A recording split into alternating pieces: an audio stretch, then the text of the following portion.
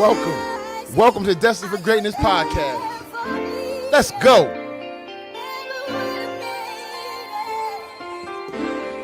I'm going to give y'all time to come on in here. I got another special one. First of all, let me thank God. Never would have made it, I was faded off the liquor. Down in the dumps, couldn't see the bigger picture. Say I never would have made it, mama started reading scriptures. Didn't understand, couldn't see the bigger picture. Say I never would have made it. I never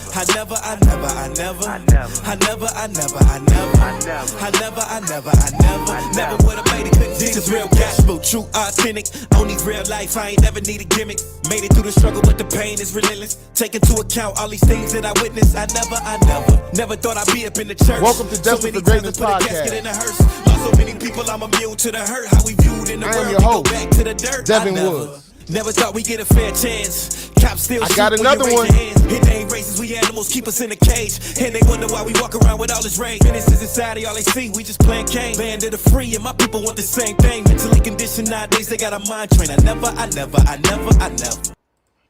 Hey, thank y'all for tuning in. I'm sorry for the delay, man, but we had a little bit of something going on. But it's all right, we here now, and we're going to give you an awesome one. But like I start every show, man, I got to start it with a scripture. I'm going to start it off with Matthew 20:28. Just as the Son of Man did not come to be served, but to serve, and to give his life as a ransom to many. That's what my guest is here doing. He's here to give his life and everything he learned to the youth so they can learn how to live life beyond sports, how to handle themselves dealing with sports. And first of all, he's a Lansing legend. E-Dub. I mean, come on. I don't even J-Dub. I don't even mess with y'all. I mess with Everett. But I got him on my show. You know why I got him on my show? Because he's a great man and he's a legend and he's a Hall of Famer.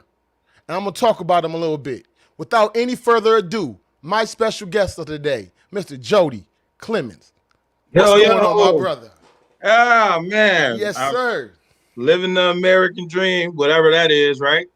Oh, man. Hey, just say you living, man, and that's where the blessings are kicked in because you're living. No and doubt, you're looking good, too, man. I see you all draped out.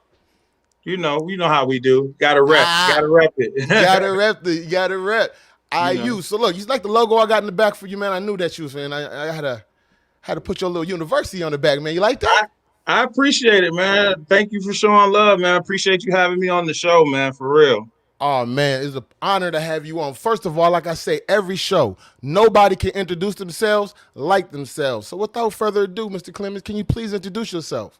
Yeah, Jodie Clemons, born Lansing, Michigan, multiple sport athlete at Sexton High School, earned a scholarship to go over to Indiana University where I played football, started for 3 years in the Big Ten. After that, started coaching, community service advocate, whatever you want to call it. I love my donuts. Y'all know I'm the king of that. So just, man, it's a good life, man. And just I'm very blessed, definitely. Hey, man, I'm definitely blessed to have you on here, man, to talk about some of the ventures you have on. Everybody watching, man, we encourage you to comment. We encourage you, man. We're an interactive show over here, man. We like to hear from y'all. We don't want y'all just watching us. Let's talk. Right. So let's start off from your humble beginnings, man. If you could explain a little bit about yourself coming up in Lansing, Michigan, if you could, for the people. Definitely. Well, Lansing's so small. You probably lived on multiple, sides of Lansing throughout your lifetime. But I was originally born on the east side, moved to Detroit for a little bit, came back for the south side for a little bit, west side for a lot of years. That's where I got my swag and the J-Dub and everything that goes along with being on the west side. And then, came back to the south side when I was a sophomore in high school. But, I still identify with the west side. That's where I'm from. That's where I got my swagger. That's where I got my grind. Everything that, that was put into me came from the west end of town. So the sports aspect of it, whatever the basketball, the football, everything that we did in the neighborhood, it all influenced me for sure. Absolutely. It did, man. So when did you actually know that you wanted to be an athlete? Like, at what age did you say, I want to play football and basketball and take it serious? Well, Um, I always tell people like that was never the plan. To be honest with you, like that was never the plan, man. It was something that I did, something that I enjoyed. I never envisioned myself really earning a scholarship, you know. So even when I was at Sexton, um, from humble beginnings, like playing football as a youngster, and then literally in middle school, walking away from the game of football and saying, you know what, I'm done. Like I'm retired. In Like middle literally school, you were done playing football in middle school. in middle school. This is a true story. I Let's literally talk about it. walked away. And then in ninth grade, uh, that was when I really, you know, got into hoop, like seriously, like, man, I could be pretty decent at this. I used to work on my game at the park at St. Joe Park. And shout out to the big homie Larry Johnson. He lived right across the street You talking about from, Uncle Larry? oh yeah, he Oh, you lived know right, he's been on the show yeah, already, man. Shout out Unc, absolutely. man, for Yeah, sure. Okay. absolutely. So he saw me out there by myself, 85-degree weather. Man, he's like, man, who are you? You know, I know all these other kids, but who are you? And you know, he just saw my work ethic, you know, and that kind of just like put something in me. I'm like, yo, this dude noticed me working on my game and hoop. I always needed a challenge. So that was like my first time playing like organized ball was in ninth grade. And so Wow, I uh did not. I played ball against you. I did not know that you yeah, started that late in your yeah, yep, career. yep, yep. Okay. So I played organized ball in ninth grade. By the time I was at the end of that freshman year, they wanted to bump me up to varsity, but I felt like I needed the playing experience. I was going to sit the bench as a freshman.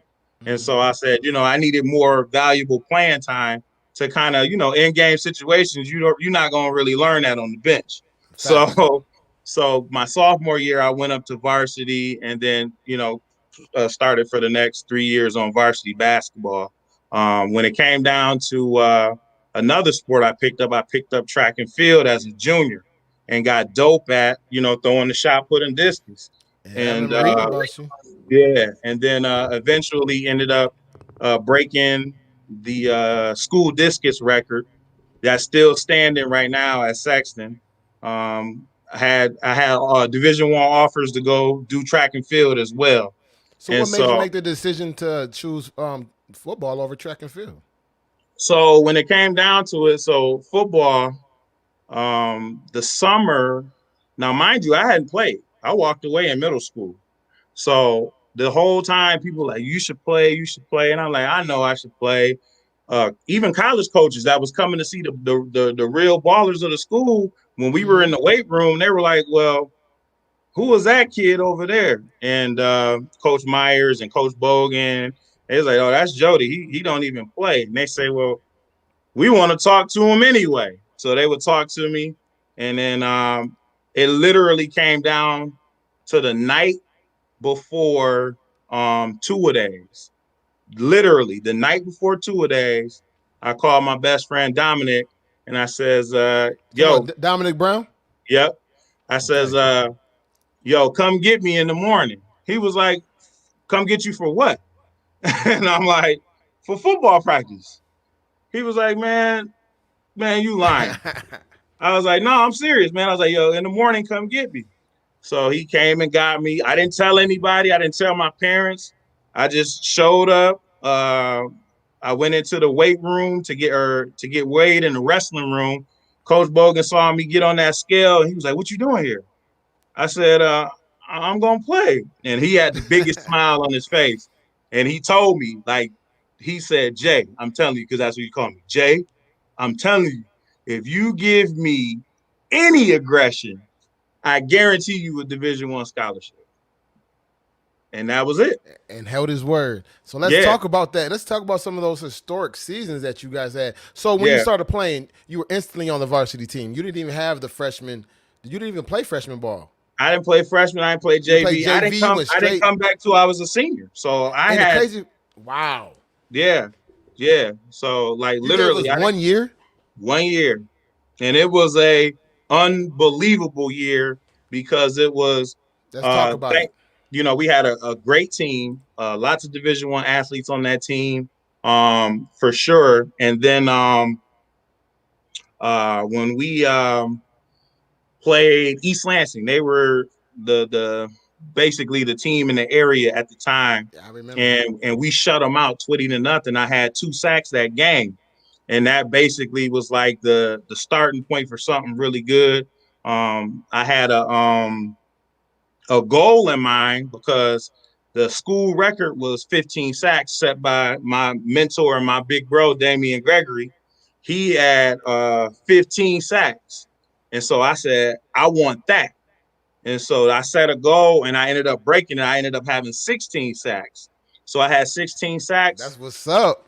The phone was ringing off the hook by the end of that season. And it was a wild ride, man. I'm telling you, like the only regret is that we didn't, as great of a team as we were, I wish we could have, won the state championship. Hey man, I hate to tell you and break the bad news to you, man. But I was part of the team that beat y'all Bay City, dog. I was part of Bay City Central, man. I had got Yeah, recruited. I had recruited out there. It was crazy. It was surreal to come out there. You know what I'm saying, to play against Sexton. And I'm from Lansing. right. Let's talk about that squad a little bit, though. The team Yeah, that you guys had. A lot yeah, of you guys had multiple players go play ball on a higher level. So I know you had Sean Foster on that team, man. That's my yeah, brother. Shout out to Sean. He went to Michigan State. We had Big D Brown went to Michigan State. You went yeah, to IU. You know what I'm yeah. saying? I'm like, let's talk about that particular team in general and how you felt and the love and all that recruiting. You guys brought a different energy to the city we've never seen from football before. Yeah. Well, Sean is 2 years older than us. Oh So yeah. but he's still the big bro. But it's so many greats that went through I keep on Sexton. forgetting that you only played the 1 year. I'm sorry. I Yeah, keep yeah. on thinking you were part of the whole movement. Yeah, yeah, yeah, yeah, Yeah, yeah. yeah. But Sean is the big bro, and he came through. He set the path for us. Mm-hmm. That next season, when we were juniors and I wasn't playing, they didn't have such a good season, but they had a lot of juniors on that Yes. team who were hungry and wanted to be successful. And so by the time they became seniors and they added me, I was just like the missing piece to the already stacked defense. So if you want to take a look at our defense, I played defensive end on one side, and went on to go to Indiana and play Division I ball. Dominic Brown was in the middle, playing linebacker. He went to Michigan State. Yes, he did. Right next to him was T.J. Tyus, who was a Division I linebacker Coach, who went to State. shout out Ty is my guy. Yeah. Yeah, and then right behind me was Kevin Ford, who was a junior, but he ended up going Division I when he was a senior. And on the K4. outside, Didn't he go to Central? he went to Western. Yeah, I know Western, K4 and went to then Western. Okay. on the opposite side was TJ's twin brother, Andre Tyus, who went to Tennessee State. And then not to mention our free safety, Richard Carter, who did everything, so was fast, Richard. was agile, everything you wanted in a safety on defense. So I mean, we was violent kids. We competed against each other, and we set the bar pretty high. And I Was my and cousin I, Moon on that team? Yep, yep, yep, Yeah, yep. okay, He yeah. played Shout out to corner. Moon. He went to Wayne State. Yep. Alvin Mass was the other corner. He went to Wayne State. So it was a team that was loaded, full of talent. I mean, it was so much talent on that team. When I talk to people, because when you a kid, you in the element, you don't know. They like, man, Exactly. y'all team didn't have no weaknesses, man. Y'all was a great team. Y'all had no weaknesses all the way across the board. Y'all were, so talented. And also what made it so awesome is that you guys were friends. It was so much chemistry. We That's were one thing friends. that we're friends. That helped a lot. When you friends, and not only that, we were good kids. Nobody got in trouble. And, everybody had great character. And, at the same time, we competed against each other.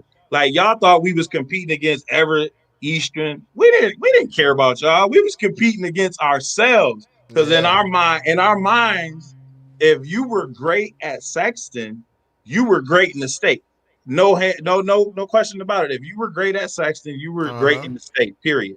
You know what I mean? The bar was that high. So we didn't really compete against really anybody else but ourselves because all the talent was with us. I mean, the numbers, the way you guys are blowing people out, man, it was like, why even show up? It was crazy, man, what y'all did to Yeah, teams, man. It was bananas. So let's talk about the recruiting process, then we're gonna get into it. But I don't want yeah, to jump the gun. You was a hooper. I can't jump the basketball part because that's what I know you for was the basketball aspect. So let's yeah, talk about you playing varsity ball too around the same time because you were becoming a stud, one of the go-to guys on basketball, and then out of right, nowhere you come into the football scene. So let's right. talk about the basketball portion really quick if we have a chance. Yeah, yeah. Real quick, the hoop thing. That was something that I was, striving to do. I definitely had the height at that time. I just stopped growing vertically and started growing horizontally more because Yeah. my coach, when I was a sophomore, it was my first time playing against the big dogs on varsity, and he was like, you know, uh, you need to get in the weight room. You know what I mean? That's what he said. And when he told me that, I was like Jordan on the Last Dance. I took it personal. It became Yeah. personal to I me would have, yeah. to get stronger. So I got stronger, and then when I came back as a junior, those layups that I was getting bumped and missing became dunks, and people that was in the way was just getting dunked on. And Yeah. so, that changed my mentality. The weight room changed my mentality. And I always tell kids now, like, yo, if you want to get, your aggression up, you want to change how the forecast of your athletic career, if you get in the weight room and get stronger, you got an opportunity to do something, special, not guaranteeing, scholarship, but I'm just telling you that you'll have a better career if you get stronger. It helps with your physicality and keeps you from getting injured too, as well. When you're putting on that muscle, And for that's sure. something that's the big thing. That's something that most kids avoid Yeah. when they talking about workout days. Oh And I man. was one of those who you dip out on the workout day, but that's the most Yeah. important day. Yeah. So so let's talk about transition a little bit, man. Now you getting these offers, man. So now you riding high, holding up. You got the record right now, 16 Right. sacks in the season. Still playing basketball. You have it with your boys. You're getting offers from D1 schools. What made you make the decision to choose Indiana? And what were some of the offers you had at that time that make you choose Indiana? All right. So um, Indiana really chose me. We had a great season.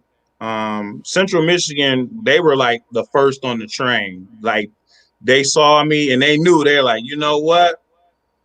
This kid is gonna be special. So they tried to get on me before anybody could really get on me, to be Yeah. honest. And so I really love their head coach, and if if he didn't get fired, it would have been a really good chance that I probably would have went there just because I loved him. I had a lot of love for him. He coached with our high school coach. He was familiar with the Lansing area. Uh, he had played at Michigan State, and we just connected, on a different Yeah. level. And sometimes Yeah. that's what it's about. And I said, man, I might end up going here. But then he got fired, and they hired the offensive coordinator from Michigan Wolverines, and we didn't click like that. And so uh, I was at basketball practice. Um, Indiana came to see Dominic Brown. They were in town. They were coming to see him. He already had an offer from them, and he was like one of their top recruits that they wanted. And so they came up, and while they were there, they had knew a little bit about me, but not they didn't really know that much, but they knew. And so we were in basketball practice and running the drills. Uh, one of my teammates throw an alley oop, and I dunk on one of my teammates in practice, and they pulled me off the court right there. And when they pulled me off the court, they were like, "We didn't know you had that type of athleticism, really." And then they were like, "Yeah, we're gonna offer you." And that's how it happened. They were like, That's "We're gonna simple. offer you." They were like, "We're gonna offer you. Call your parents." So it's true story. I called my mom. I said, "Mom, Indiana wants to come to the house and visit." She was like, "Right now?" I said, "Yeah, right now." You gotta get black parents a warning. You Yeah, can't just have you already know you got to clean that house up, make sure it's vacuumed up. You already know. get everything together. I was like, yo, mom, they're coming like right now. So as That's soon as I dope. leave from here, they come. So they came, they talked to my parents. They was like, we want to offer him right now, but I still hadn't decided. I hadn't taken my visit yet. And then I ended up, Dominic ended up actually committing to go to Indiana first. And so, See, and people didn't know that one because I sure didn't know that. yeah, so he ended up committing to go to Indiana first. And I said, I don't want to just go there just because he going there. I needed to be a good fit for me. And so when I went down on my visit, I loved it. I was like, you know what? I can see myself being here. I like the coaches and I like the guys that I'm going to be potentially be coming in with. We can come down here and we can kind of make the change and get the program going in the right way. And so that was my mentality. And so when I left that visit, before I even left, I committed to go to Indiana, and I had other offers from Central Western, Toledo, Iowa State came. Um, who else came? Minnesota, Oh yeah, Minnesota. multiple D1s. Yeah, Okay. that was going to be a duo because actually Minnesota gave me an offer for track and field too. So it would have been like track and field and football. But anybody who knows anything about D1 ball is dang near impossible to do A two sport. multiple Yeah, sports. two Like sport athlete. Yeah. they tell you that to get you to go there, but as soon as you get there, they're like, well, I need Which you one you here. gonna pick? Yeah. Yeah, basically they squeeze you out. So I mean, that's just something that most people don't really know. You know what I mean? But I had a feeling, so I chose to go to Indiana for football, and it was the best decision I made. All right, so let's talk about now you on campus, man. Let's talk about campus life. You're a young man straight out of Lansing. You on your high horse, man. You coming off of a great season. You and your boys all going D1 now. Now you on campus. Freshman. Used to Yeah, being the man in two sports. Let's talk about that. Having to humble yourself, or how was it? Did you go in there and become the man instantly? Did you have to fight for your way, for your position? How did it work when you got onto campus? man. I'll be honest with you, man. Like it was very very difficult because that was the first time like I was away from home, and That's why I asked. being away from home and doing what you're doing, that high level intensity where everything that you do is based off that sport, like football 24 hours a day. It was really difficult for me for at least a week and a half. And then, we just got a different level of grind when you coming from Lansing. We not Period. from a, we not from a big city, you know what I mean? But there's just a certain, it's certain grit that we got about us. You know what I Facts. mean? And Yes, sir. so that grit kicked in 2 days because basically we didn't do our 2 days at on campus. We drove like 2.5, 3 hours away with no cell phones, no television, no internet, no newspapers, no connection to the outside world whatsoever. And when they pulled in the buses, it's just cabins, a pavilion, and a gym where that they converted to our locker room. And they moved the weight room there and everything. They packed up the weight room, took it there. Man, I was ready to go. I ain't gonna lie. I said, I said, I said, man, I don't know if I'm ready for this. Like, this is real deal, man. Culture So, shock. Yeah. man, but like literally, like, man, once I got into the groove, I said, you know what? I'm gonna be all right. And I just did what I always do. I was like, you got to start your way at the bottom, work your way up. And I did. By the end of that freshman year, I was getting the respect that I wanted. I'm behind the eight ball. I don't know. I'm played 1 year of high school football. I'm so behind it don't even make no sense. You know what I'm saying? So I'm Yeah, I'm just learning in plays, just in that terminology. Terminology. terminology. Correct. Yeah, I'm, You're I'm going off of pure athleticism and that's talent. it. And because Yeah. of that, by the end of that year, it's probably the best award I won out of all the awards I won. I ended Let's up talk winning. about them. I ended up winning Defensive Scouting Player of the Year. That's my favorite award. Like literally, because that award signified that I Hard could work. play college football. Like nothing else. I'm like, this award tells me that I can do it. You know what I mean? And so when I got that award, uh, it definitely like gave me the confidence, like no other. So going into that spring, I felt like, oh, you arrived now. So I had a great spring, and I ended up winning like most improved defensive lineman in that spring.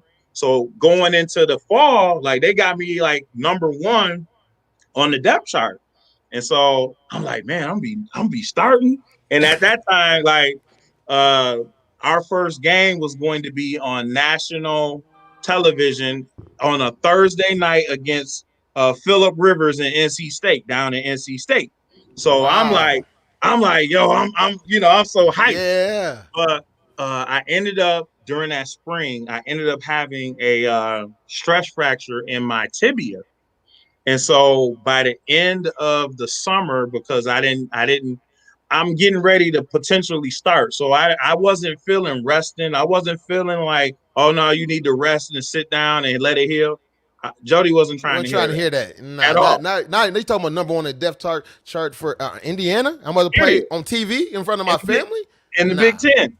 And Yeah. so I didn't listen. And by the end of the summer, I could barely walk up and down the stairs. So I Wow. ended up getting an MRI, and they were like, listen, man, you got this ain't looking good. So here's your options. You can put a cast on and you're gonna miss the whole season. And I'm shaking my head like, no, that ain't happening. He was like, well, listen, Jody, I'm telling you, if you keep playing, your leg is gonna snap in half. And I said, okay, all right. So I don't want that to happen. I was like, so Yeah. what's my third option? He was like, well, you can have surgery and we'll see how it goes. And that was it. He said, I ain't gonna guarantee you're gonna be that same again. He said, all I'm just telling you is that uh we're gonna put this titanium rod in your leg and we'll see. And so I opted to do it. They put the titanium rod in my leg at the start of camp and stitched me up. So I'm thinking, man, I'm about to go back to Lansing for 2 weeks and sit down and Yeah. in a funk. You know what I mean? And my coach was like, "Nah, you going to camp too." So they made me go to camp with the crutches. I'm in camp, You needed to crutches, learn them plays still. man. So I mean, it kept me mentally around the game because Yeah. I was mentally like broken because here If you you would work have came so back to hard. Lansing, you might not have ever went back. You never know, man. So Yeah. I definitely appreciate them taking me there. But it was depressing because I didn't get a chance to play, and I'm watching people, but I was so angry. So literally, bro, I'm rushing. Like I'm going to the weight room like a week and a half after surgery. I'm trying to jog. I'm trying to do everything. So when I finally come back a month later, I come back to practice and this is one of those moments where your coach is gonna test your mental. You know what I mean? You're gonna get tested all the time, but this was one of those gut check times that I knew like he was testing me. So you know where he put me when I came back? Where? He put me on scout team. From being number one on the depth chart to He scout put me team. on scout team. Humbled you. Humbled, but like I said, this is one of those. Oh, are you gonna kick and scratch or you gonna walk? Well, yeah. You had to work harder. So when he put me on scout team, in my mind, I was like, and I can't use the language on your podcast, but I'm like, anybody get in my way, I'm destroying them. I don't care who it is. I don't care if it's running backs, quarter. I'm like, he gonna kick me off the scout team. And sure enough, a week and a half later, I got kicked off scout team. Because You put true it. story, You hit the my coach, quarterback, didn't you? my coach, and at that time we had a Heisman Trophy candidate quarterback in Antoine Randall Webb, and so he was running an option, and I was unblocked, and when he came to my side, I hit him, And Twine, he was one of those energetic guys. He wasn't mad. He was like, "Woo!" Got up and was hyped about it. And Yeah. but nobody else was happy. And my my position coach, he You grabbed weren't me trying by to the hear that, man. You know, he you're gonna grabbed hit me by the face the. pad. He was like, Jodie, are you trying to get me fired? I said, nah, coach. I was like, man, I just don't want to be on here. I was like, I don't want to be on here. And so they kicked me on scout team, and then they put me in the 2 deep for Northwestern that week. So I got my first Big Ten action against Northwestern. I was so happy, man. Then the very next week we went to Happy Valley. I got my first sack in Penn State. Oh Ooh. man, it was great, man. It was a half a season, but it was something like, okay, he's next. He up next. Everybody knew it. And then going into that next year, they had got rid of our coach. And so we had a new coach, a new regime. Everybody got a new start. Don't nobody know nobody. Don't nobody care what you did before. It's dog eat dog. Whoever come out of this spring ball is You going to got a end up spot. Yeah. is going to end up with the number one spot. And so once I got that number one spot in the spring, I never let it go. 33 straight starts in the Big Ten, and I never let that spot go. So, Congratulations on that, man. This yeah, is a dope story, man. And thank everybody for tuning in. Thank you, everybody, for commenting. We love the comments. We love the interaction. We're speaking with Jodie Clemons right now, Sexton alumni, Indiana University alumni. We're talking about a little bit about his path from Sexton to Indiana and why he chose the U. So let's keep talking about Indiana. So now you the man, all of these starts, right? yeah, yep, Now let's talk about life after football, right? right. So now it's coming to you're in close. How did your football career end? Let me ask you that question. How did your football career actually end? When was your last game and who was it against? All right, so we played. We always played Purdue the end of the season. That was our rival. Um, we played Purdue, and it was literally probably the worst game I ever played in. You know what I mean? Like, I'll be Your honest with last you. one? My last game is definitely the worst game I ever played in. But before we get to that, uh, my junior year at Indiana was brilliant. I ain't gonna lie. I moved Let's from talk deep. about it. Let's talk I, about mo- it. I moved from defensive end to defensive tackle. They gave, I had 7 sacks. Was top or at least top 3 in the deep tackle spot in the Big Ten. Got some All Big Ten honors that year. And so now, when you had that type of year, now you left with a decision. You gonna come back to school, or you gonna test the waters and go pro? Uh-oh. And so my position coach, he called me in his office and we talked about it, and I was just kind of like, on the fence, but I knew that I wanted to come back. I knew I wanted to finish school, and I love my. It was going to be really hard for me to leave my teammates. Like, we brothers, that's like your second family. And Yeah. so, I opted to come back. Hindsight 2020, that was probably one of the worst decisions. I should have tried it, because when you hot in football, you gotta go. You That's know what I right. mean? And when You you hot on sports and you on the radar, man, you got to take gotta go. advantage because You you gotta never go. know, man. You gotta Yeah. go. You gotta go. Yeah. So So like, you made a decision to stay. yeah. So going into that senior year, so they got me like preseason, first team All Big Ten. They got me ranked like the number 10 defensive tackle in the country. Woo. Um, all of these different accolades. So, and it's all proof. I got all the anybody want to test. There ain't no of it lies. And Ain't none of this. we There ain't know no about it, man. fabrication.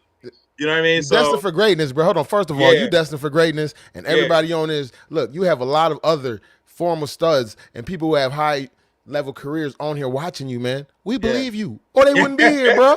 yeah. So continue So your story. yeah, so I ended up coming back, and when you the man, and Yeah. everybody know you the man, you gonna get the attention of the man. So what made me so dangerous was my coach gave me the ability to choose the line stunts, which direction we were going. So he gave me the advantage. And Mm-hmm. what happened was teams knew what we were doing, and so they was taking away my two-way go.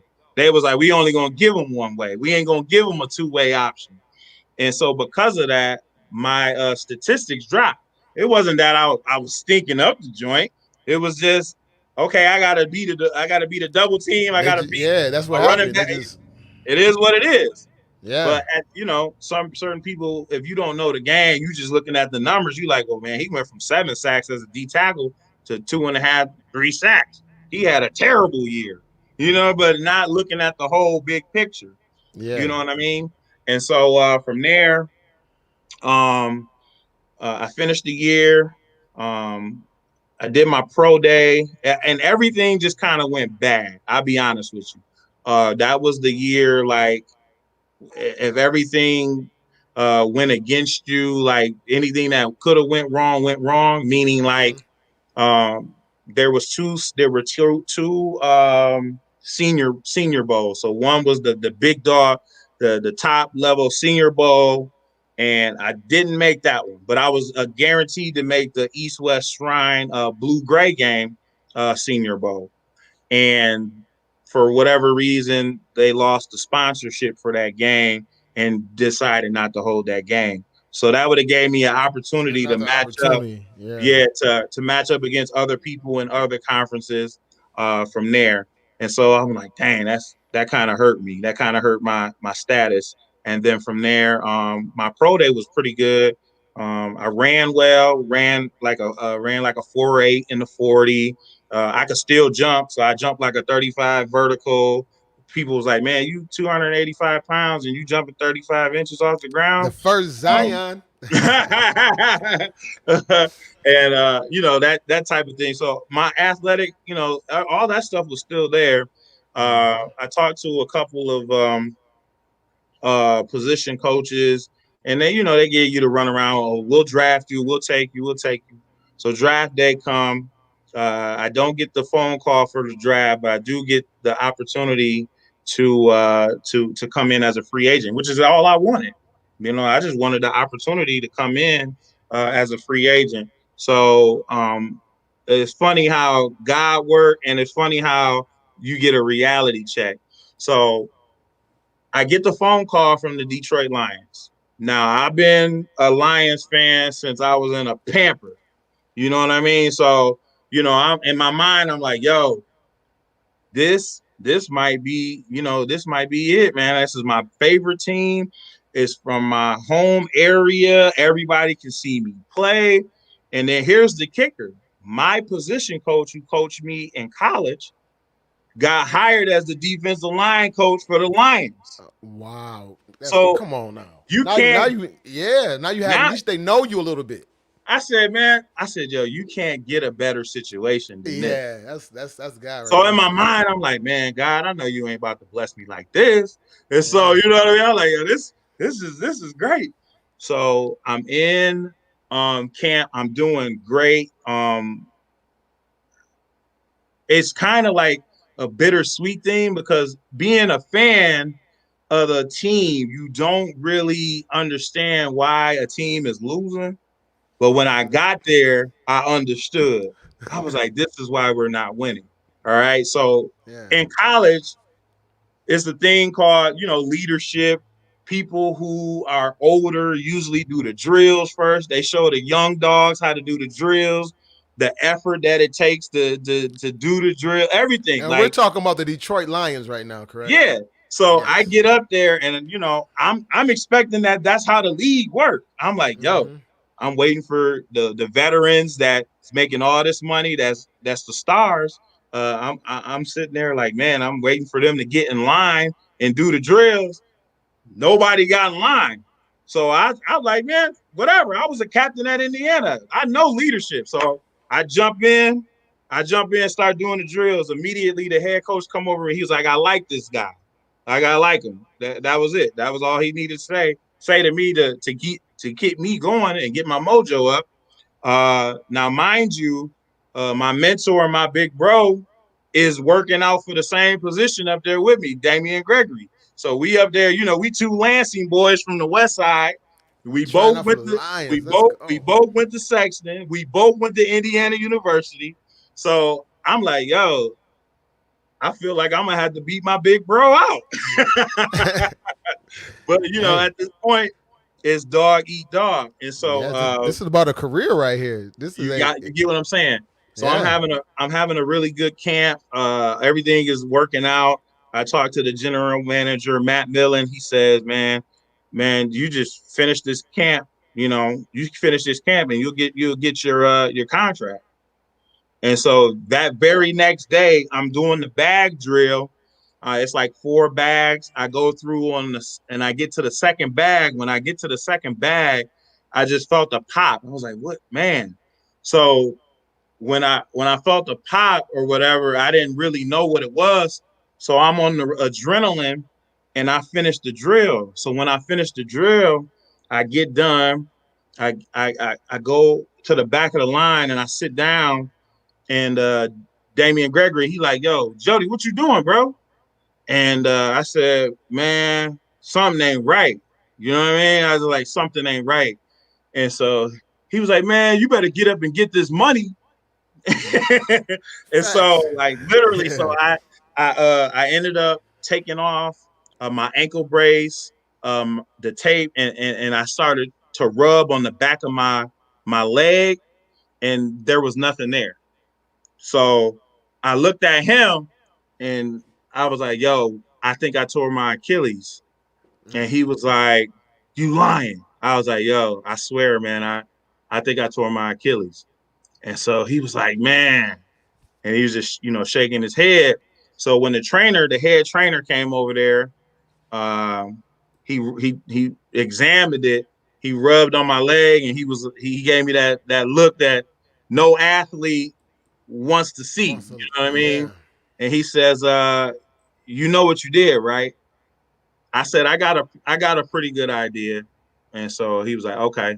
So they took me to the doctor, gave me the MRI, and it showed that I did, in fact, tear my Achilles tendon. And so at that point, the dream was like on pause because in my mind, I'm like, man, I'm cut from a different cloth. Yeah, I I'll make know it through this. Yeah, you gonna I can do it. I can do it. mm-hmm. It's gonna be a hard road, but I can do it. So, at that time, the Achilles was a new resurfacing injury. It's not like it is now where guys are Yeah. bouncing back real quick, more quickly. It was a full year at that time. Like you had to be out a full year. And so I did that full year. The Lions didn't have any more spots. Oh, shout out. Hold on. Let me shout out Martin Mayhew, their team president at that time. Because now, mind you, I wasn't under contract. So they could have sent me home. You know what I'm Yeah. saying? He was like, man, he looked at me. He was like, man, I can't send you back home like that. So he was like, yo, we going to cover your surgery. We going to cover your rehab. We going to cover all of that. And when the year is up, you'll reevaluate with our team doctor, and then we'll go from there. And so, I mean, I got to give him a shout out for that because he didn't have to do that for me. No, You know he what I didn't. mean? That's awesome, man. He That's could have sent me home on a bum leg. So I ended up getting surgery. And then from there, um, I got healthy. And then I said, I know it ain't going to be no more roster spots, and I can't sit out 2 years. You sit out 2 years, it's over. 1 year you can sit, 2 years you can't. So I started to do arena ball. I just jumped in arena ball. I And never knew then that. Let's yeah, I talk jumped in about arena that. Yeah. ball just to stay playing, stay active. I had really good season of arena ball, and then I had to make a grown up decision at that point. So I says, you know what? I know I'm good enough. Ain't no doubt about it. I said, it's a lot of people that's playing on Sunday that I buried. Period. I was like, I know I'm good enough. I said, but the cards just might not line up. So I said, you know what? At this point, I had to make a grown up decision. I said, I don't want to do what it takes to be number one anymore. And it's simple as that. And it's what I tell kids. this is what I tell anybody. I don't care if you're a dope dealer. If you don't want to do what it takes to be number one no more, Get out. I suggest you get out Yeah. because you're gonna get caught slipping. You're gonna something. It's just not gonna work out for you. So at that point, I was like, you know what? I don't want to get up and work out at 5:30 in the morning no more. I don't want to be grinding. I don't want to put my body through this no more. You know what I mean? I just don't want to do it. And so I walked away from the game. And then when you Wow. walk away from the game, at that point that you just reached, you always had that question like, did I make the right decision? And so because of that, like I ended up like going into a mini depression. You can ask my mom, like, I'm back in Lansing. I didn't have a gig yet. In my mom's basement. And I'm like really depressed at this point. I'm like, yo, what is you gonna do? They didn't prepare us for this. They prepared us to be athletes, trained hitman on the field. But I'm telling you, they didn't prepare you for when it's over. You know what I mean? The mental aspect of it. They didn't prepare you. Exactly. And so I said, man, I got to figure out what I'm going to do. So then I started to get out of my feelings. I was like, all right, Jodie, what are the positives? I said, you know what? You from Lansing, you earned a Division I scholarship. Not too many people can say they did that. You Mm-hmm. had an opportunity to work out and play for your favorite team. Not too many people have an opportunity to do that. You need to get off your butt and you need to focus on the next generation. So I went up to my high school and I went to talk with Coach Bogan, and I says, Coach, I would love to come coach. And he was like, I'd love to have you. And so he definitely brought me in. He brought me in as a volunteer coach, and I'll be honest with you, man, it definitely saved my life. You know what I mean? Because it gave me an opportunity to have an outlet when it was over. You know what I mean? Because we're so focused on being an athlete and being that dominant figure, but the mental aspect of being done, it's a hard pill for a lot of people to swallow. You know And what I that's mean? exactly why I picked the scripture that I picked is because of that story. Because when I Yeah. picked Matthew 20, it said, "The Son of Man did not come to be served, but to serve and give his life as ransom for many." Mm-hmm. So that's you had to make a sacrifice. Everything that you went through was to teach these youth, which Right. we're gonna segue into right now. Let's talk about the program that you have and you being a coach right now. So now you have had a full college career. First, you have had a full high school career of Mm-hmm. basketball and two sports. Then you had a full college career. Mm-hmm. Talking about Big Ten, everything. So then you Mm-hmm. go to the NFL, want to play for the Lions, tear your Achilles tendon. You say, you know what? I'm depressed. I want to go home. You go home, and then Coach Bogan gives you an opportunity. Let's Right. start right there. For those that the reason why I recaps for those that's just coming in, I want to recap to where we are right now. So let's take it off from right there. You becoming a coach and the influence that you have on some of these youth in the community. Yeah. You know, we've all been given gifts. Mm-hmm. You might not realize what that gift is, but we've all been given some type of gift. You know what I mean? And I'm very, very vocal to former athletes all the time that I see around here that's not helping. You know what I mean? And my philosophy is simple. It's like we were all blessed with the gift and the talent. And if you don't share that talent, Mm-hmm. then that makes you selfish. All right. Facts. So, and I don't care if you're just an athlete. If you're a businessman and you don't teach somebody how to run a business, you're selfish. There's more than enough money out here for everybody. You know what I mean? Like, take the time to shape somebody, to mold somebody, mold the next person. You know what I mean? That's my story. You know what I mean? You gotta, if you've been blessed with that talent, you've been blessed with a gift. If you don't share that gift, then you're a selfish individual. All right. So that was my approach. So when I started coaching at Sexton, I took it serious. I coached there for 2 years, volunteering, and then I was gonna be done because I said it's time to lock and load on a gig, get focused on a career, um, and then you know somehow God just opened different doors that you never knew was gonna open. So I started getting phone calls because now I'm a highly touted coach. People are trying to pay me. I was volunteering at Sexton because that's what you're supposed to do. You got to earn your stripes. Facts. And from there, I started getting paid offers. I ended up taking one at Lansing Catholic, and that was like a culture shock for me because at the time, I'm like, man, a lot of these kids over here, this is a hobby. This was a lifestyle for me, Yeah. and it was a lifestyle for a lot of my buddies at Sexton. And I said, man, I'm gonna find out if I can coach over here because I don't have a stable full of athletes like that. I might have a couple, but I don't have a whole team full of athletes. So I'm gonna find out how good of a coach that I really am.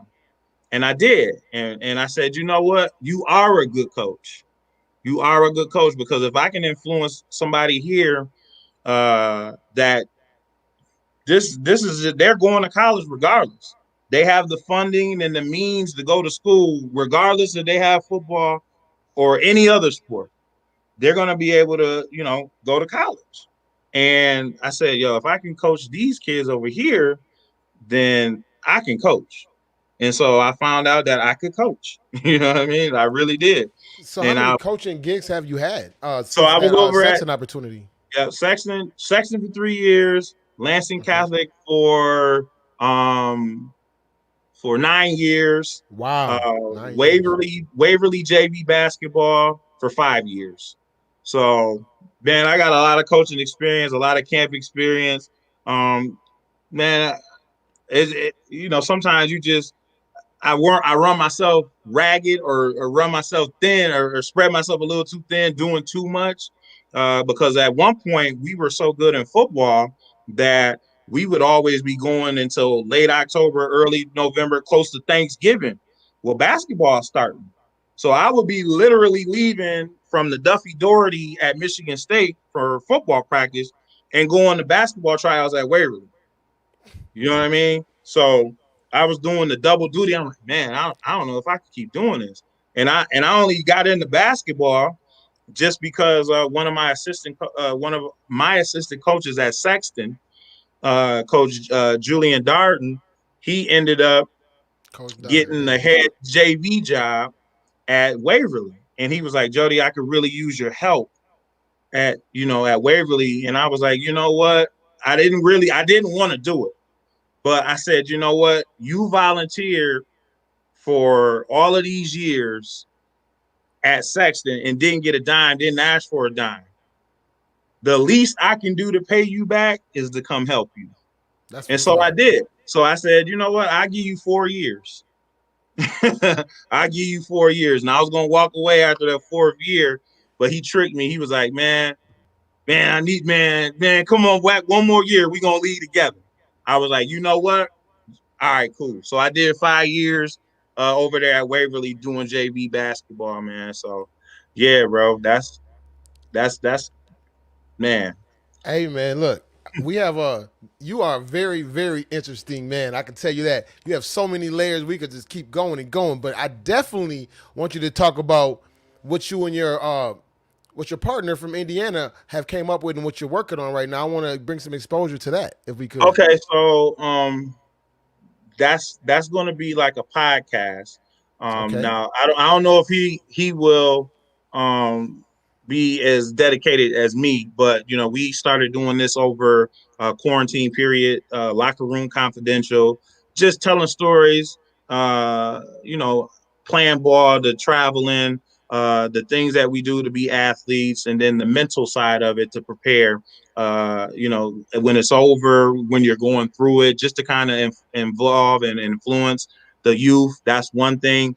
Another thing I got going that's popping off this spring is the Dogs versus Hogs lineman clinic. That'll be offense, defensive line, teaching them the proper techniques of how to play the position, Let's and go. not only that, the mental side of it. Like when if anybody can tell you, like I'm training you, I'm not training you for Friday night. I'm training you for Sunday. Mm. Okay, I'm not training you for Friday night. I'm training you for Sunday. You know what I mean? You got full access to me to learn how to be a lineman, to learn how to watch film, to for recruiting, anything I can do, I'll send you film out. You know what I mean? Like the things that nobody did for us. There was not one person I can Not name one. Me either. that played high level ball that was giving back when we were coming up. Not one. I don't remember no football camps. I don't remember no clinics. I don't remember none of that. You know what I mean? And so that's what. So how can they so right now if we have anybody watching and they want to put their child in your program, how can they Yeah, get a hold to you and how does it run? Like just give us a little oversight so we can I'm trying to put you on the map here, man. I want people to yeah, come to you. I appreciate it. Yeah. So what we're gonna do, we'll start up probably within the next week. They can contact me on Facebook, on my Facebook page, or on my Instagram page. Just message me. Um, we'll do once a week, so it'll go in sessions of 4 sessions. So you'll do a 4 session period, and then we'll take a break, and then we'll go back and do another 4 sessions, all the way leading up until it's time for these kids, and hopefully they'll be able to have a season because they lost so much valuable time not being able to play this year. The mental side of the game, the exposure that a lot of these kids lost. Um, if you weren't doing anything as a lineman this whole time, I really encourage you to get with me because I'm teaching my linemen to be dogs. As simple as that. Like if you working with me, there is no half stepping. There's videos out there you can watch of my guys. I guarantee you, any of my kids that's working with me, your kid is in big trouble. I'm just gonna tell you that flat out. If your kid is working with me and he's going up against a kid that has no real proper training, I'm teaching kids how to do the things that we were not taught as defensive linemen, which is using your hands, getting off the ball, playing violent. And I'm telling you. So anybody who's working with me and they're getting ready to go against the normal kid, your kid is in big trouble. I'm just put it out there. Hey man, what a wonderful, wonderful show. I want you to share anything else. Is there anything else, my guy, that you want Yeah, these people to talk? But let's keep talking because you have, like I said, a layered story. So there's I do. multi layers. Yeah. So whatever you want to talk about, I'm here for it. Yeah, Whatever you would like to share, man, let's go. yeah, like and I really appreciate it, man, because I don't really get an opportunity to talk or tell. Like, I'm not that type of person. If you ask me, I tell you, but I'm not one of these people that brag or need to feel like they need to be highlighted or showcased or nothing like that. You know what I mean? That's just being humble. I was always raised to be humble. And anybody who can tell you I played on national TV, and at the end of the day, anybody who knew me or who was from Lansing when I was down in Indiana, you ask anybody, I was like, yo, I don't care who you are. You can come visit me. You know what I mean? You got access to me. I used to have 12 people from Lansing in my apartment on one weekend. I had tickets for them. I had tickets for Yeah. them. I had food for them. I was like, listen, man, I'm going to be in the team hotel. I'm gonna have uh all the liquor will be here. Y'all do what y'all do. Don't tear my place up. Don't get the cops called. You know what I mean? That type of thing. And I always been that way. Like, yo, if you from the L and we rock like that, you know what I mean? Like, you always got access to me. And so, we just try to keep it humble as much as we can. What's up, bad news? Golden Lands, my guy. Yeah, I see you chiming in. But yeah, man. But now I'm in the community service now. That's my new thing. Well, it's not really new. Um, I got into that just because there was a need. You know what I mean? When I was coaching at Lansing Catholic, we had lost in the playoffs. Sexton was still in the playoffs. Sexton was undefeated. They were one of the best teams in the state. And when I went to that next game, there was nobody at the game. So I said, What is going on with that? Yeah, wait a minute. I said, here's a team that's 12-0, who's ranked in the state. They are good kids, and this and nobody else in the city is playing, and this stadium isn't packed. I said, we got visiting teams coming here with more players, with it's more different. parents. With, It's I said, different. wow. I said, I remember when it was a neighborhood thing. You know what I'm saying? Like, I remember when it didn't matter if you didn't have a kid who went to that high school. You was like, yo, we riding with them. J-Dub in the neighborhood, we going to the game. You know what I mean? And Facts. That's just so how it was. that was how it was. It didn't matter if So you was good or not. I'm glad you brought that up, man, because I'm working with Jaleel, and we're trying to with the Everett Sexton game. The first game of the season this year coming Yeah, up, if they have a season, is Everett Sexton. We're gonna have to right. talk about putting something together. Anybody listening, we have to show up to that game. We have to show them how to do it, man, because it's not like it was when we were coming up for sure. Especially the And Everett Sexton game. That doesn't make any sense. How is not the Everett Sexton game packed? What is going on? I'm gonna chime in on that one because I know Kevin Ness's. He stole my idea. He been stealing. He Yeah, he stole. the one that brought me on. Kevin S is my guy. Kevin Esco, if you watching, hey, I Oh, know he where. on here. Oh, He's on here. brother, I know where you got that from. So back to that story. So in my mind, I was like, what can I do to get people to the game? So I just chimed in on Facebook and said, uh, hey y'all, who want to do a tailgate for the football game? I just put it out on this as a status. By the end of the night, I had about 25 people like, yo, I'm down. I'm down. I was like, oh, okay, cool. So from there, um, the next day, that post had about 100 people on it. Okay. So now we got 1 week. Okay. We got 1 week to get this stadium packed. So by Wednesday, there's over 300 people on there. I can bring, What? so I'm like, okay. I said, well, what we gonna do? I was like, yeah, we can just hold it in the parking lot. We gonna party in the parking lot, and that's what it is. So by Wednesday, I got to thinking, I was like, you know what, Jody, that ain't smart. That's stupid. Cause I know how we do. We gonna come, we gonna eat, we gonna have a good time, and we gonna leave. You said forget the game. Forget the game. We done party. We done left. I said, nah. So I was like, we gonna put it inside of the stadium. So we put the tailgate inside of the stadium. Uh, by Wednesday night, I had corporations chiming in on my status. This is great. This is what, we would love to help. I'm donating 700 hot dogs. I said, oh man, 700 hot dogs, 700 buns. The Lansing School District, they didn't want to look bad. So they was like, we'll match that donation. So they matched that donation, right? So then I'm like, well, it's cold. Where I'm gonna hold the food? What I'm gonna do? So I called the rental place. I says, hey, I need a tent for a tailgate I'm doing at the high school game, a big tent. I need a tent. You know what I mean? It says, so the dude, he gets to talking to me. He like, yo, it's gonna cost you $350 for the tent. If you want to enclose it, it's $75 per side. If you gonna put lights in it, it's gonna cost you another $100. So he was like, tables and chairs, that's another $200. So I'm sitting there, I'm like, yo, this man, he about to give me an $800 bill for a community event. Yeah. So I always been taught. I said, you know what, Jody, you stupid for that. Don't never call nobody when you're trying to do business.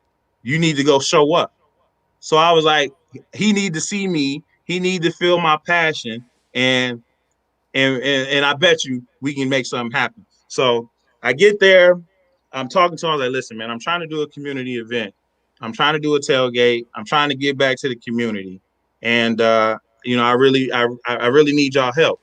He was like, well, oh, man, that's all you had to say. So he gave me the tent, enclosed the tent, the lights, a generator for the lights, a bounce house, 10 tables, 50 chairs for $100. I Hold on, he went said from 800 to 100 and got to more. it got Oh more yeah. Oh for yeah, that's a $100. blessing. Yeah, For that's a $100. blessing right there. So I'm That's like, crazy. man, I said, man, we doing God's work. He looking out for us. You know what I Yeah. mean? We doing God's work. So from there, I ended up calling out the mayor. I don't know why. I was just feeling myself, but I felt like if you the mayor of the city and you got kids that are in your city who are great kids, then I feel like you should be there supporting them. Mm, You know what I mean? I Like agree. that we're the people who voted you in. You know what I mean? So I feel like you should be supporting. So I put that. I said, if anybody knows the mayor, tell him to come down and hang out with us. Common folk. Those are my exact words. Common folk, come hang out with us and have a hot dog or two. And he ended up showing up. So that was dope. You know what I mean? That's And from dope. that moment, literally from that moment sparked my interest in doing community service, giving back, and ever since that moment, we've been rocking and rolling, doing helping out Calvin with his weekend for DJ Infamous weekend. Myself, Justin Christian, Dave Jones, my guys, we put in a lot of work to make those weekends successful. I mean, a lot of work. You know what I mean? And it's one of those jobs where you don't do it for pats on the back. You do it because there's a need. You know, there's a void that needs to be filled. We all are in Lansing. We all from here. And in order to keep this thing rolling, we have got to step up, volunteer, show these kids love, show them how are they supposed to know what to do? How are they supposed to the Hey, we next have to generation? be better. We have to be better than our elders were to us. Man, And, you know, we have to be better, man. We have to be there fact, for these kids. We got to volunteer. There's no payoff for excellence, fact, man. You have to give to these youth. They are our next ones. So we're fact. not showing them how to give back, then they're not going to give back. It's going to be a revolving circle of nobody looking out for the next gen so we can get about the same situation. That's right. So that's what I've been doing with the community service with that. And then Man, I'm myself, proud of you for that, man. I want to I shout you out on it, man. appreciate it. That's dope. Myself, Justin Christian again, and Dave Jones. They ever guys, but they over there helping out coaching at that Eastern. But guess Yeah. what? We included Eastern, so we do a tailgate and food drive for the Everett. I mean, for the Sexton and Eastern football game. We've been doing that for 2-3 years. You know what I mean? We don't do it, like I said, we don't do it for publicity. We don't do it for that. We do it because there's a need. We're trying to bring back rivalries. We're trying to bring back a sense of community pride that we used to Yeah. have. That we You know what I used mean? to We have. we don't have it no more. You know, like I remember you had an alliance to whatever school you was going to long before you got to that school. So you knew you was going to be a Viking at a certain age because there was no school of choice. So Yeah. you was rocking. You know what I mean? Yep. I knew I was going to be a big red because I grew up on the island on the I knew west I was side. gonna be a Viking because my big brother Rodney. Shout out to Rodney Woods. You know, he was the man in hoop at Everett, so I already knew where I was going. I was sitting on the bench with Johnny Jones at like 8. Right, right. So Yeah. you get what I'm saying? So it, Yes, it was sir. already ingrained in you. You already said, you know what, yo, I'm a Viking, I'm a Quaker, I'm a Big Red, and you already had that ingrained in your heart. So when Yes. anybody say anything bad about your school, you feel in some kind of way, like, yo, you what? Facts. I will I That's will just how punch it you right was. now. You know what I mean? Like I will Yeah. punch you right now.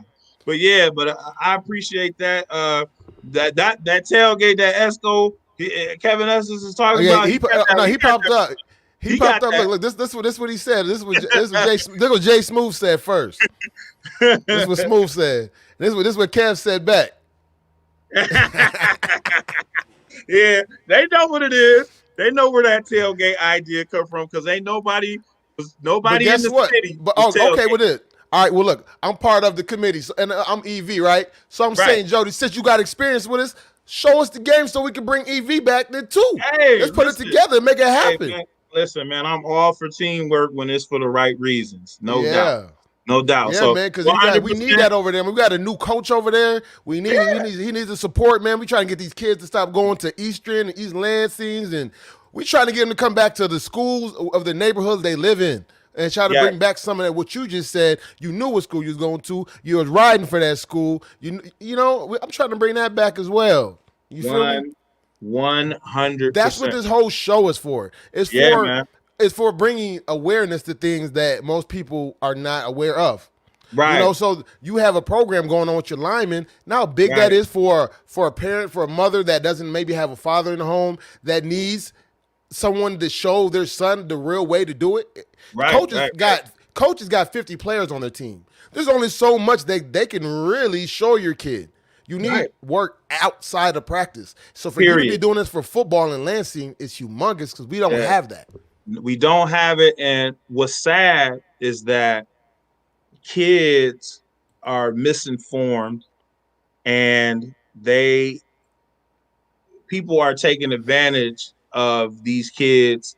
Not everybody. Don't misconstrue my words. Some people are taking advantage of these kids financially, but not showing them the way. So here I am, a former athlete who's played at a high level with experience that has connections that's going to teach you everything that you need to know, and my sessions aren't filled. But some people who have no experience never never helped anybody, like literally never helped anybody. It's like you wouldn't hire somebody to do heart surgery on you that never did surgery on a heart. Facts. You know what I mean? You Like wouldn't. you wouldn't get a doctor to do that. I'm like, I've been there. I know what I'm talking about. You know what I mean? Like, I don't understand this. I'm like, yo, I wish more people would be like, yo, this is it. You know what I mean? Instead of driving their kids to other places, to Detroit, to other areas, when we can be building right here in our own area, in our own community. You know what I mean? It's Yes, enough people. man. It's enough There's people enough. around here. It's enough people around here who actually have the experience and the knowledge, and we can build our own. We don't need to go nowhere else. You know what I mean? We can do it right here if people are willing to work together and do it for the kids. But it's just I not enough. said, there's a part too that I always say to that though. We also got to start raising up, and we have to start being teachers and Yeah, for sure. principals. We have to tap into the educational part so the parents feel comfortable bringing their students back to the Lansing School District. It's not That's number one. it's not really the coaches. We have Right. great coach. We have Dave Jones, Coach of the Year Mm-hmm. in the state in Mm-hmm. Lansing. So it's not the coaching. It's some Mm-hmm. of our education and some of our standards and some of the people don't even want to send their kids there. Right. So Absolutely. I mean, that's kind of what the problem is. Yeah. Yeah. That's definitely a bigger the bigger portion of the problem. But I'm saying, like, as far as the product that we're putting out, as far as athletics, like the Okay. off season work, Yes. there's a lot of people who are just poaching these kids financially and not really giving them nothing. Yeah. So I'm like, and I don't really, I don't try to get into it too deep, but the kid would be like, yeah, I pay X amount of dollars. I'm like, for what? Like, you pay X amount of dollars? Yeah. I'm like, listen, man, I'm gonna tell you, man, you don't have to pay somebody to get you recruited. Wow. Period. I was like, yo, Wow. if you want to be recruited, number one, take care of Say your that grades. again. I said, Grades. take care of your grades. That's number one. All right. Number two, you probably need to win the genetic lottery. Okay. So there's people who pass the eye test. Indiana, when he saw me catch that alley oop at 6'3", 235 pounds, I passed the eye test. Okay. So some people ain't gonna pass that eye test. All right. Number three, you need to put in off-season work. Okay. All right. And number four, you have to perform in the game. That should number four should have been number one because that's a fact. But grades is number one. Grades is number one. Okay. And that's at the end of the day, if you can do those four things, I'm not guaranteeing you recruiting or a scholarship because that just gives you a chance. I was always taught, do not confuse your activity with achievement. Ooh. Okay. Just because you out here running and you out here catching balls and you out here lifting weights does not guarantee your scholarship, does not guarantee your team is going to win a game. It just gives you a chance to win the game. You feel what I'm saying? All right. That's it. It just gives you a chance. That's it. Man, we got coach here and says grades, grades, grades. College Right. coach is going to. Hey, that's what we were talking about when I had him on the show. That's what we were talking about Right. was this. Some of these kids' standards are so low and they still can't make it. It's like a 1 point something now, and it's still an issue. We got to do something. We have to get these kids understanding that the education part Well, is more important than the athletics because you can't even go play college ball well, if you ain't got the grades, man. here's the thing though. You can only be as influential as what they go home to. Yeah. So if they're the reinforcement, so you're the one who's telling them as a coach to get their grades. But if it's not reinforced where they lay their head, that's where the separation begins. My mom, I had to be eligible according to her standards. You feel what I'm saying? She was like, Yes, "Oh yeah, yeah. yeah, yeah, yeah." The Lansing School District, 1.8, 1.9, or whatever like that, whatever it is to be eligible. That don't mean nothing to me. You need to be a B average, or you're not playing nothing. she So it's on she the parents. Lots on the parents too, because that right there, you didn't have to worry about that because before you could even get on the field, you had a certain standard you had to withhold. Exactly, exactly, exactly. So my mom, she nipped that in the bud. She was like Birdie on Above the Rim. She was like, you ain't going to college or anywhere if your if your grades ain't together. you better get it together. So it has to start at home. So all these parents out here partying and posting with their kids and buying them all the Jordans that they need, PlayStation 10, PlayStation 15 with F's. Like, come on, man. That's sending the wrong message, man. You know what I mean? And then you get a kid who struggles through school. You know what I mean? And ultimately, if you struggling through school, where and you don't have an education, then what's next? All right. Then I got to see you at my real job because Yeah, now, so let's talk about that. yeah, That's a great segue. Your yeah, real job. So let's transition. Tell them what your real job is and why you said that. yeah. Because I work in corrections. I'm an employment readiness instructor, trades instructor for Department of Corrections. So guys that are getting ready to come home from prison, I teach them how to do resumes, as well as computer skills, computer literacy, financial literacy, GED test them, help with social security cards, help with state IDs, help with trades, a little bit of everything, right? And so that when they do come home, they don't just come home and get thrown to the wolves. They got something out of that. So you've been away from society for 10 years. Okay. So say you go to prison with no education. All right. So you got an opportunity to earn your GED. All right. So once you earn your GED, now you got an opportunity to come to my class or get a trade or learn how to do so plumbing. We have plumbing, electrical. There's auto. There's so many different things in a prison that a guy can obtain before he comes home if he wants to do it. You get what I'm saying? And so Want is the big word. if he Want. wants to do it. Yeah. So I'm trying to prevent these kids from ultimately, ending up there. You know what I mean? Because it's painful when you see somebody grow up and you see them, locked up. Like, man, you don't want to see somebody that's around from here. You know what I mean? And like, man, like I knew you when you was a kid. I know your parents. You got good parents.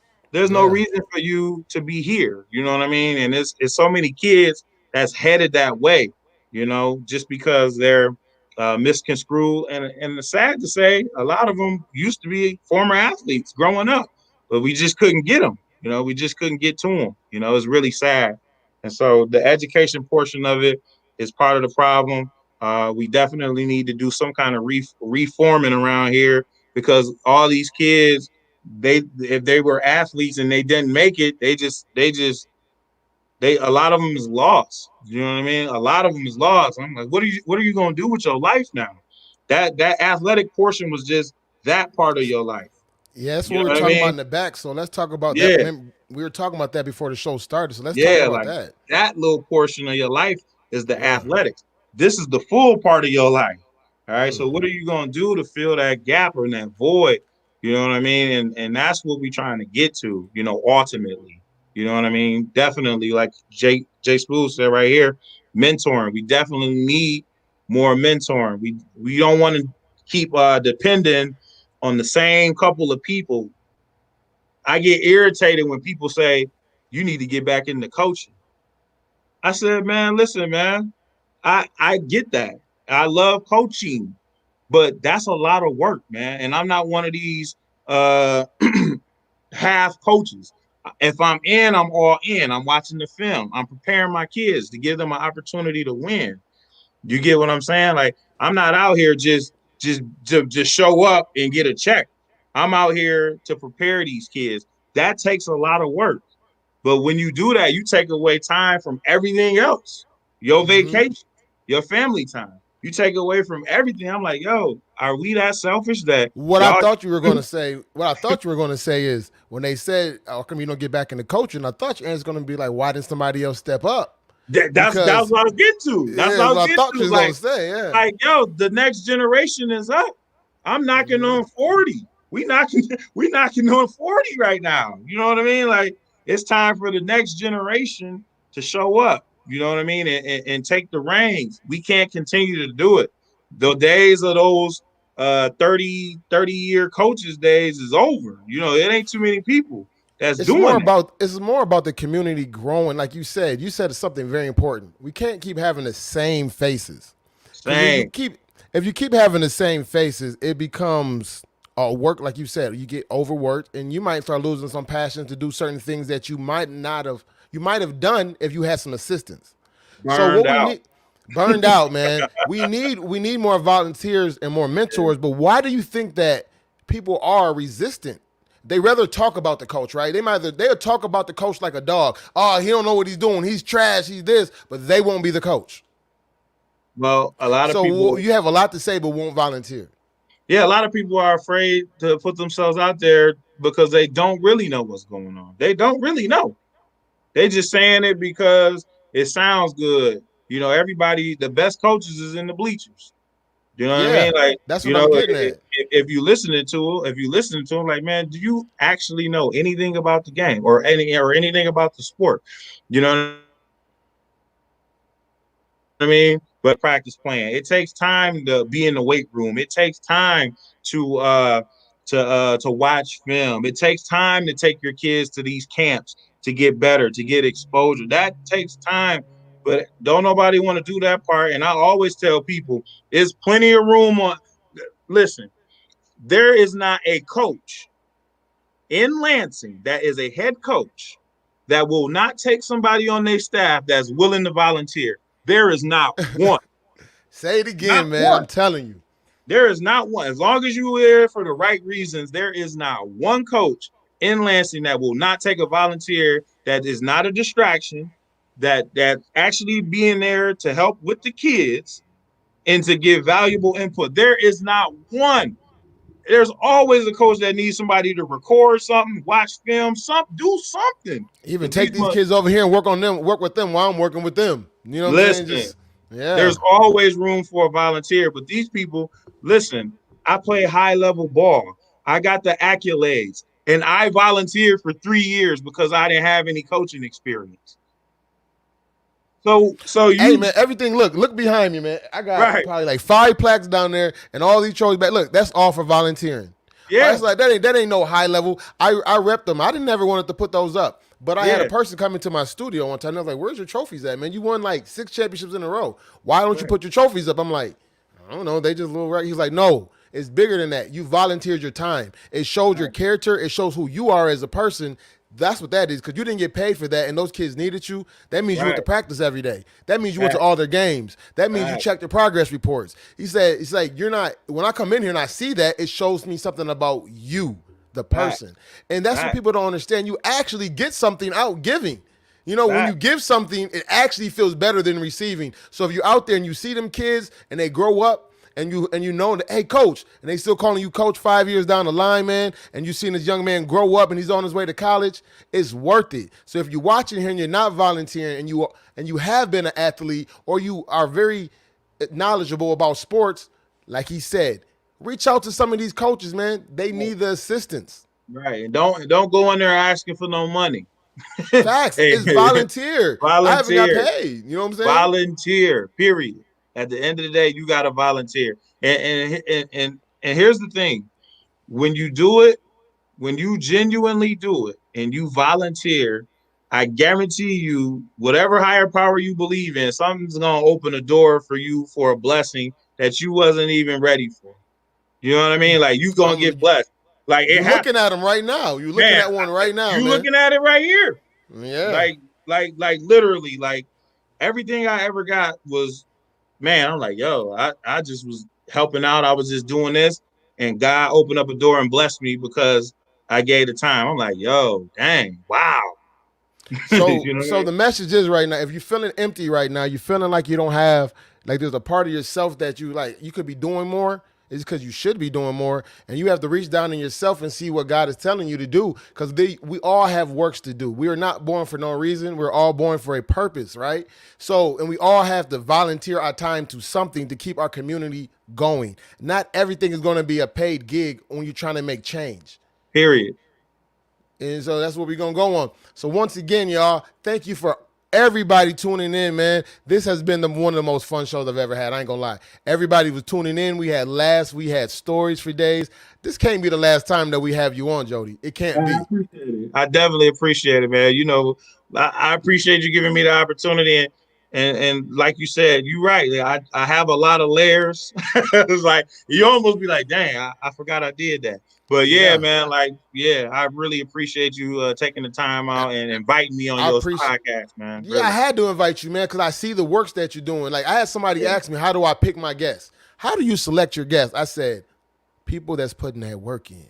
Right. But That's it. That's it. you know what It's the not crazy about thing? celebrity. And the crazy thing is, like, literally more than half of your guests are tied in with me. So Big Uncle Larry, Yeah. he saw me playing ball. He helped me get my agent he helped me Yeah. get my agent when I was going pro. Like Cut Nice, my guy. We business partners. We do day parties together. He That's just my said guy. that, yeah. He Yeah. just said that, yeah. Dave, that's my guy. We do volunteer. We do community service together. Like literally, like a big portion of Calvin. Yeah, We help I had Calvin do Kelvin, his. yeah. Yeah. You You know, I saying mean, yo, I'm like, dang, am I the 6 degrees of separation in this book? Nah.